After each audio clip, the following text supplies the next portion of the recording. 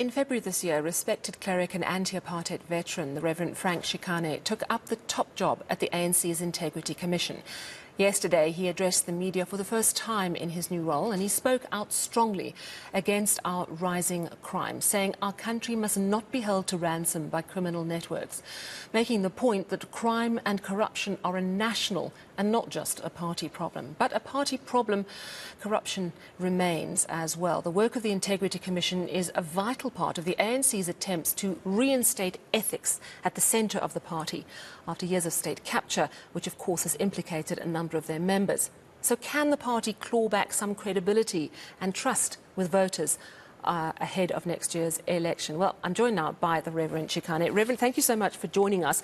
You know, yesterday you made a plea for our country to be saved from criminality, and I think it's a plea that we all hope can be heard and acted on. You know, just yesterday I was speaking to violence monitor in KwaZulu-Natal, Mary de Haas. We were talking about what has happened at Glebeland's hostel. 8 people killed, just gunmen walking into a room and opening fire. People killed in broad daylight, in busy traffic. Mass murders happening all the time. What has gone wrong, do you think, to allow criminals to act with such impunity? No, I think, I mean, the evidence, if you look at the Zondo Commission, you can see what has gone wrong. Not that it happened just in the last 10, 15 years. I mean, corruption has been there. During my time, I wrote a letter to President Mandela and said, the old is corrupting the new. So we picked up corruption even during those days when I was there.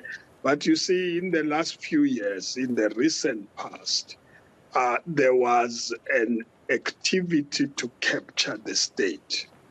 And the starting point was capture the intelligence services and then go and capture the prosecution authority and then the police. And then there was even an attempt to capture the justice system. It would have ended up like an Italian mafia, where the government is run by syndicates and criminals. And it's beginning to show itself. If you take the ESCOM story, it is beginning to show itself there that you can have criminals beginning to run your power stations and break them and make money and etc. You could also take what's happening in KwaZulu-Natal. I mean, in 2016, about 20 candidates for local government elections were shot dead. This country did not have headlines to say, you can't have that type of thing happening. But the criminals are beginning to determine who gets elected in parties, who gets elected into government. And if we allow that, the criminals will run us. Yeah. And that's really what I'm talking about. And that's why if people get killed, it's difficult to find the criminals, because then there might be a policeman who's part of that problem. And in the Western Cape, you realize, I mean, a lot has happened of that nature. We as a country must take a stand that we're not going to allow criminals to rule us or govern us through our own political leaders that get elected, because they compromise them. Yeah. So the ANC, as the governing party, has a responsibility to clean itself. We use the word renewal. And the commission is a key pillar of that renewal program to make sure that compromised people don't get into leadership of government. Well, and I mean, that's welcome, but we have been hearing about renewal of the ANC for some time. You know, you're saying that really we need to save this country from potentially being run like a mafia state. Some people, many people in South Africa, will point a finger directly at the ANC and say the best way to save South Africa is to get rid of the ANC because it has watched over and been complicit at times in the capture of the state. What would you say to them? Well, I would say I ask the ANC that question. The point, from a commission point of view, I would say to you, there were individuals within the party who became part of the state capture. As you know, they appeared before the commission. There are 97 of them who were referred to the commission last year. Only 5 appeared to the commission. I wasn't there. And then when I came in, we decided that we'll refer the rest for disciplinary action in terms of the disciplinary committee. But on the other hand, the police are investigating. They need to charge people. And once you've got the evidence, you charge them. So it's not just a question of the party, it's the question of the police and our intelligence that should be able to deal with that matter. And so it's beginning to happen within the prosecution authority. You know, there was a cleanup in the prosecution authority, and it's struggling to reach the standards that are required. The police are struggling because there are others who are compromised. The intelligence services, the same. We have to clean the system. It's no more a matter of a party. It's a matter of the people of South Africa taking a stand. And I've been appointed to head the commission. I didn't ask for it. It's not a job, by the way, it doesn't pay. But it's a task that has been given to me. And we talked with the leadership 2 weeks ago before we went to the media to get support. And they've said, yes, we support you. You are part of a pillar of the renewal of the organization. We need to get rid of the rot. And they understand, the leaders, that if they don't fix it, there are consequences. Okay, no, 2024 comes. You need to build your credibility by actually dealing with those people who are compromised. Yeah. Let's deal with a specific issue. Your predecessor, George Mashamba, I think he found in a draft report into the Phala issue that the ANC had been brought into disrepute, but he didn't get specific about who was responsible for that damage. Just before the ANC elective conference last year, we were told that that report was going to be tabled at the conference, and we as the public never got to hear what actually happened. Since you've taken over, what have you been doing around the Phala matter? What's happening there? Because it is the big unanswered, unresolved issue hanging over the head of the leader of the party and the leader of the country. Yeah, no, I mean, I've not dealt with that matter as yet because it's an ongoing process. We're going through all the cases that have been there before. We'll come to that stage, but no, it would be the wrong thing for me to come here. If a case is before me and come and express an attitude about it, would be wrong, actually. I mean, a judge wouldn't, whilst the case is sitting. I suppose what I want to ask you then is, but what I want to ask you, I get what you're saying, is why haven't you prioritized it? Because something so serious, allegations so serious against the president of the country, surely is the first thing that needs to be dealt with, because if the head of the party has a case to answer and indeed has corruption allegations to seriously answer to, that's where you've got to start, surely. Why didn't you prioritize it? But no, I can't arrive there before I understand what's happening, prioritize a particular case. That's why I said I will not talk to the media until we have gone through all the processes. And indeed, we have started dealing with them. That's why we had to deal with the Zondo Commission matters, because that was easy. They were supposed to go there and appear. They didn't appear. There are other matters that are before the commission.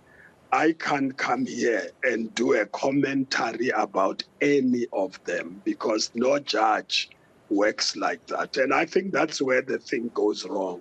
Because then I'm going to be accused of being factional or against one person or against another. I need to be objective, and I'm going through the process with the commission. You will hear from us. And when we are ready to deal with it, that report will go to the NEC. It's not the commission that's going to make an announcement. I hear that, and I understand that's how the system works. I just want to get a sense of two questions, really. Whether anything has been done since George Mashamba handed over that interim report. Has work been done? No, ma'am. Let me answer your question, because your question was what happened at the conference. And the Secretary General has already stated this matter. We raised as a commission when we met the leaders that the reports of the commission were not delivered to the NEC the way in which they should have been delivered, some of them.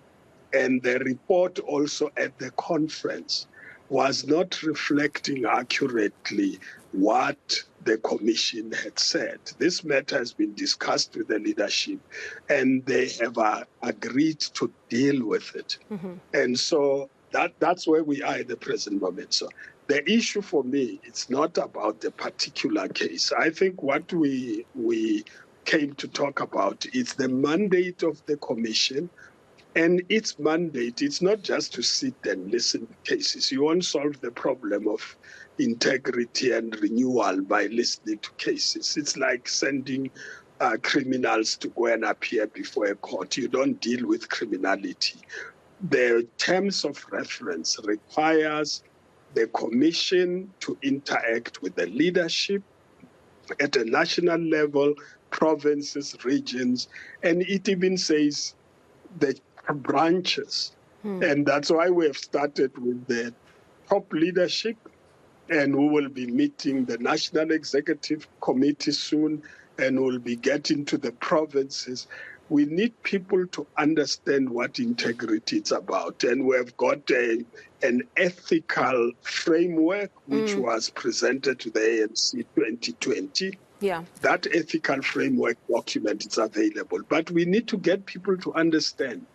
You can't go and bribe people or get bribes to run a country. You can't go and deal with tenders on the basis of how much people pay you for you to issue a tender. You can't go and remove papers from tenders and put them in another tender. Yeah. So that I hear what you're saying, Reverend. Sorry to jump in. You're wanting to instill an understanding of what ethics and integrity really are. And I get that is a big process, and it's not always a quick win process. But just a point of clarity, and I'm sorry to be banging on about Phala, but I do think it's the one thing that the ANC does need to clear up before the next elections. Though I understand what you're saying is that you're doing it in a different method, different method. But are you actually tasked, are you going to be tasked with looking into Phala as the head of the Integrity Commission at some point? And could you give me a timeline? No, the commission is looking at all the cases that are before it. Including Phala? And you will hear from the commission.